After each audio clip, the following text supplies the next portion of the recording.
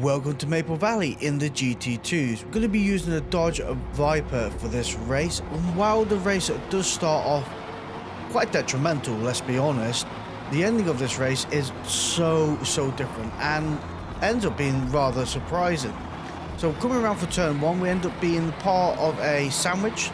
The meaty part of the sandwich is not the best place to be, and when you think all things are about to settle down, well, we have a little hiccup, a little bit of rear end kick, and off into the grass we go.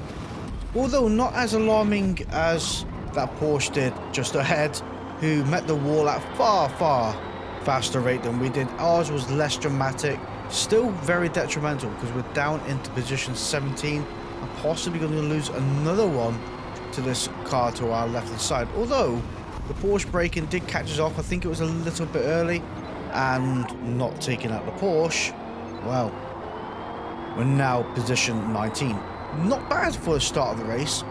You know, we've lost quite a few places, gained one back for the Porsche facing the wrong direction, but all is not lost because this is a long race, which means 30 minutes. 30 minutes at Maple Valley is very destructive on tyres, and do you know what we're going to do? A hard one stop. So we're going to go hard, one stop, another set of hards. Not as hard as them two probably hit the wall with each other. But hey ho, we have a BMW who's holding up the Porsche. Selkie Boo, come on buddy, get your foot down, we can do it.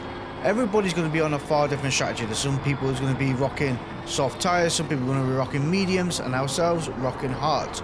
The key to this one though is making the hards last around about 10 laps. You need to get it bang on the halfway point.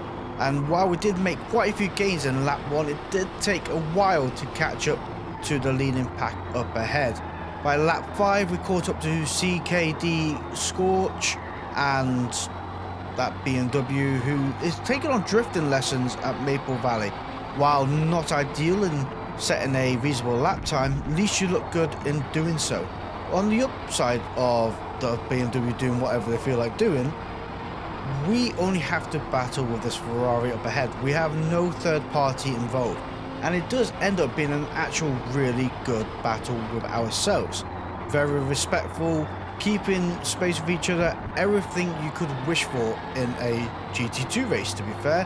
And from what I've heard lately, Forza's been a little bit messy per se. Now, you know, the start of the race was a little bit hectic. Things have settled down. CD Scorch up ahead is setting quite a reasonable lap time.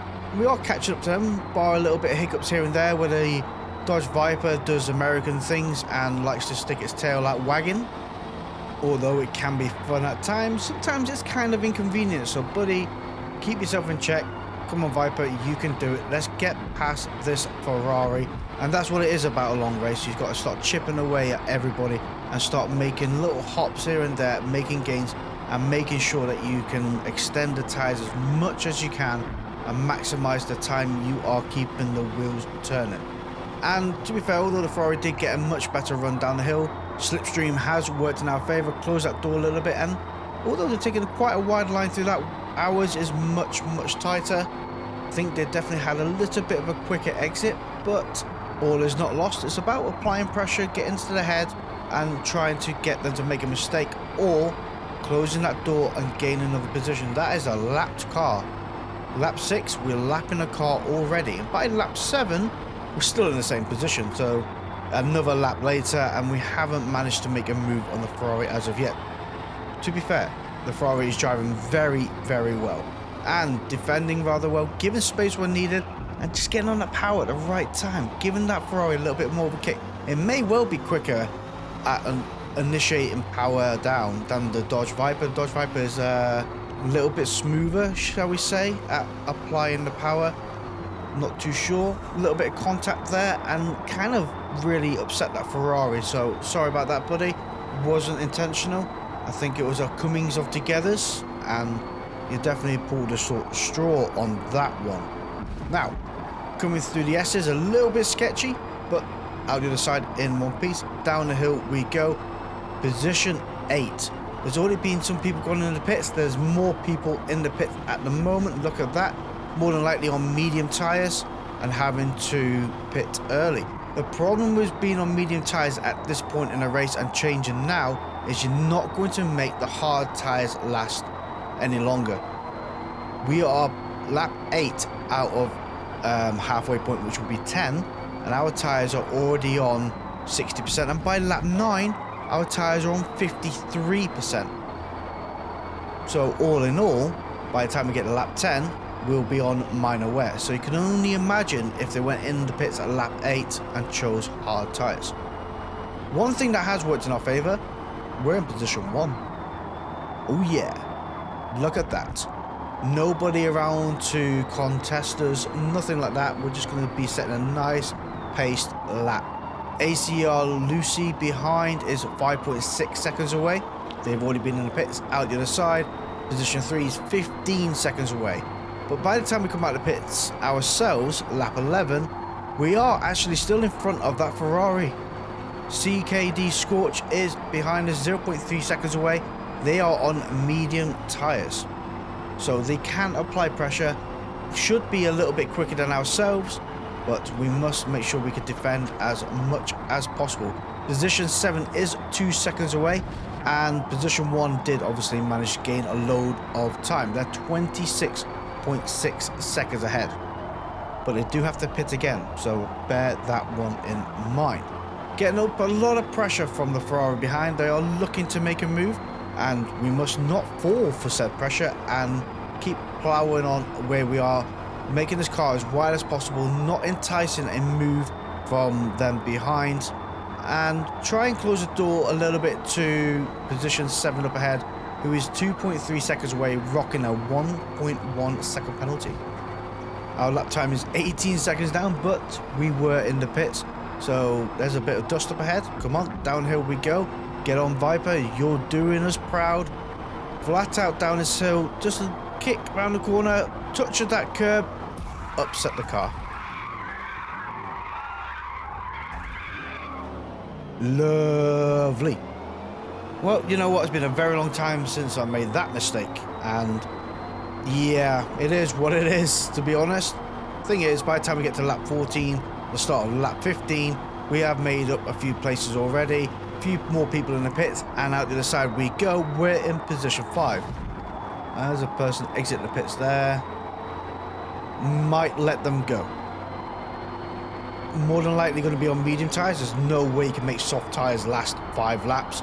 That's absolutely insane, especially at Maple Valley. You know, it is very, very brutal on tyres. So not too bad though. 0.7 seconds ahead. They can start pulling us along. Dantman behind in position 6 is 12.5 seconds away. They have pitted twice as well, so that is kind of refreshing.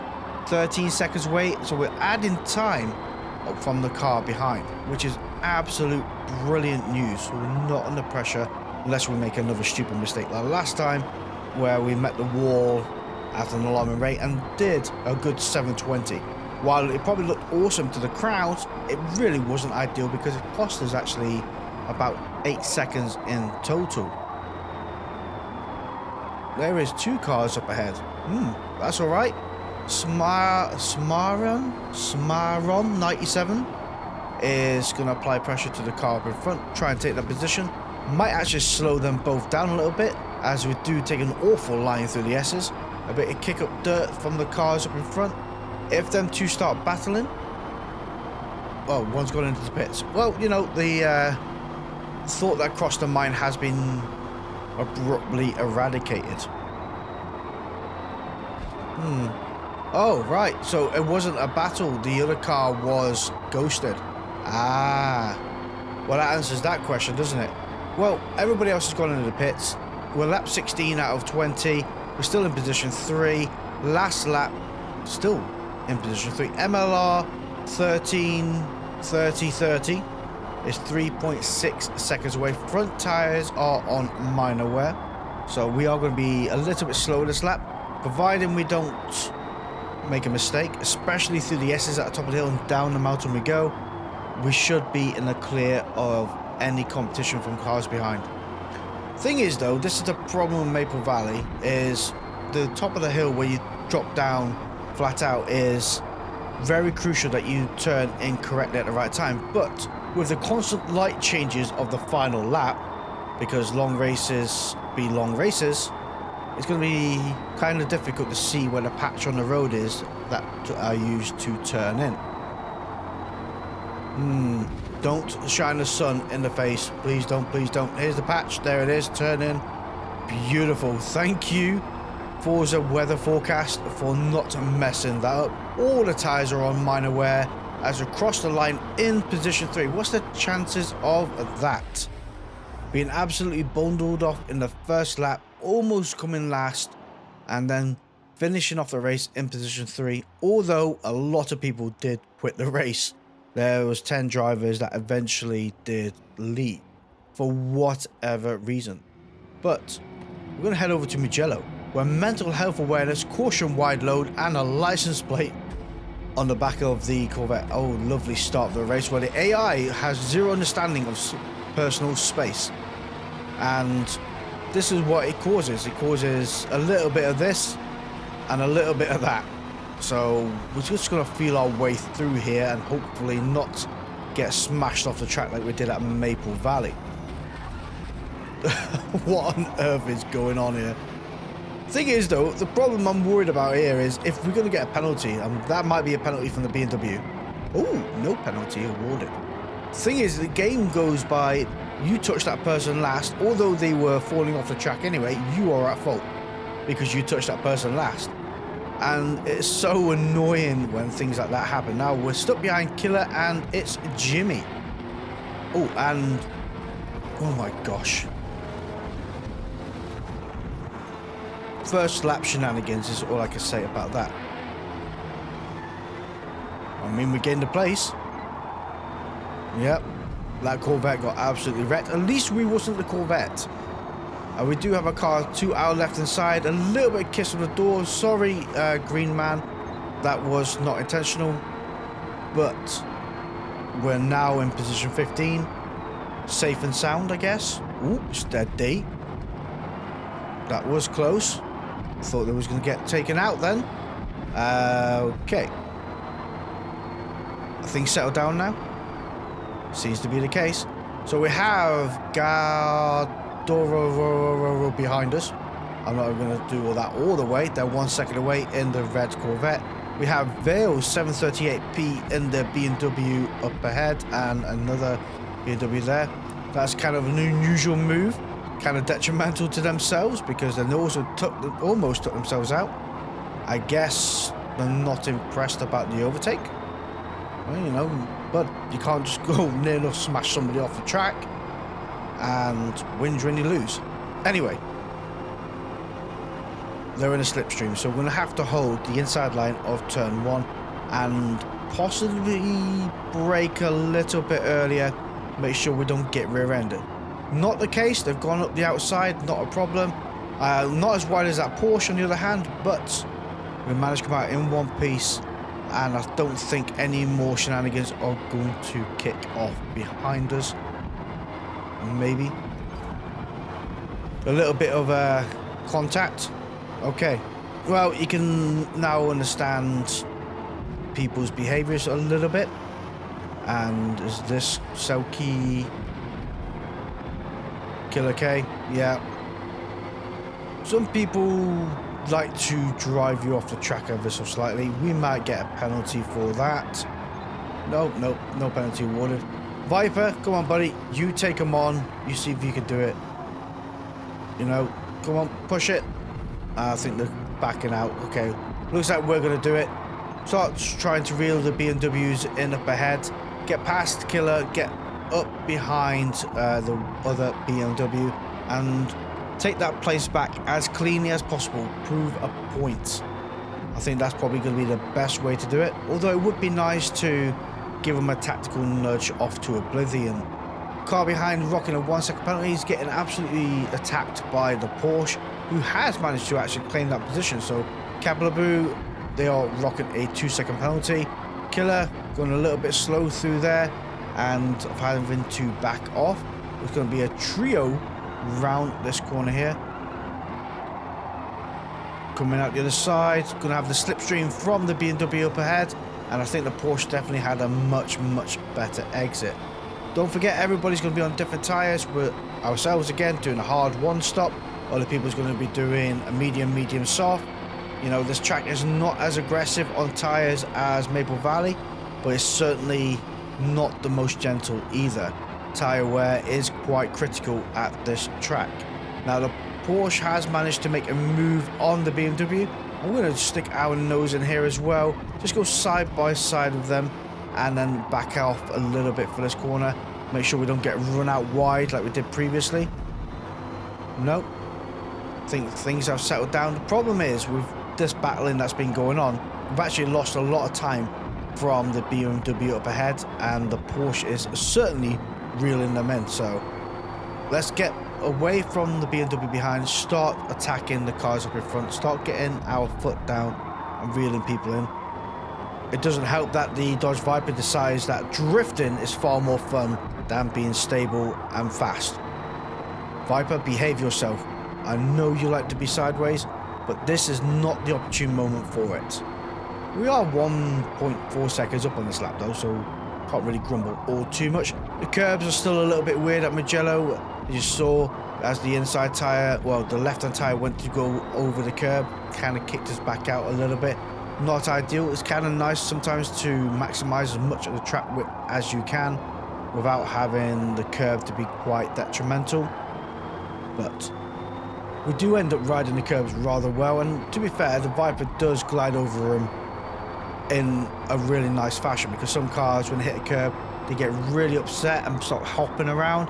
Dodge Viper, not so much. It's kind of smooth. It's just like, yeah, okay, I'm going over a bump, whatever. But by the end of lap 3, we're in position 13. And it does take us a little bit to start catching up to the cars up in front. Further cars have gone into the pits, and by lap 5, we're in position 11. We have got a 0.6 second penalty though for cutting the track in this corner up ahead. Just a pixel over the line. Lovely bit of 0.6 seconds worth of gain by being a pixel over the line. You know what Mugello's like? It is really ruthless. Now the trio of cars up ahead decides to kick the Corvette out from the party. You are not invited. We have a quitter. VR4 has left the race, and Vale 738P is only 1.5 seconds away. So not too much time to find upon them. We're almost coming up to the halfway point in this race where we might need to do our tyre change. We're going to have to see what these tyres are like at the halfway point. Most of the drivers have gone in the pits by lap 7, end of lap 6 to start of lap 7, which is quite early. Although they probably did a medium for a start and going to finish off on hard tyres, it is possible to be done. But one thing is for sure, we're in position 4. Not too bad. Can't really grumble too much of that considering the start of this race and how it's been. We're doing okay. Although we are almost 20 seconds away from position 1, but everybody still has to pit. And coming out of the pits ourselves, we're right behind Vale 738P. I mean, 1.5 seconds away. Can't really grumble too much of that. So if they were on medium tyres, we should be quicker than them if they have gone onto hards.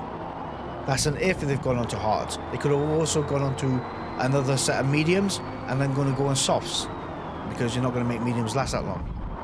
So time should be working in our favour here. And Killer behind is almost 2 seconds away. So we're not under any pressure from anybody behind ourselves, which is, again, absolutely ideal. Position 1, on the other hand, is 30 seconds ahead, which is quite the time. And it did take us to get to lap 10 to close that gap a little bit on Vale up in front. Now, they do have a smaller penalty, which, if we do overtake them, we also have to find another 0.1 second on top of that, else they will keep that position. Not too hard to find, really. 0.1 seconds is very, very small gap that they've got to be behind us. So not too concerned about that, but we do have to make sure we are in front of them. Killer is now 3.3 seconds behind. Vale has made a monumental mistake and given us that position on the plate. Absolutely lovely. In position 7, just have 6 more laps to go and hold on to it as much as we can. You can still hear people in the gravel pit on the right hand side there as it went off track and rage quit the race. And the game just likes to keep that sound in there just to be an absolute distraction to you. Thank you, Turn 10. It was really ideal to put something like that in the game. By lap 13, we're in position 6. And that car up in front just recently got released from the pits.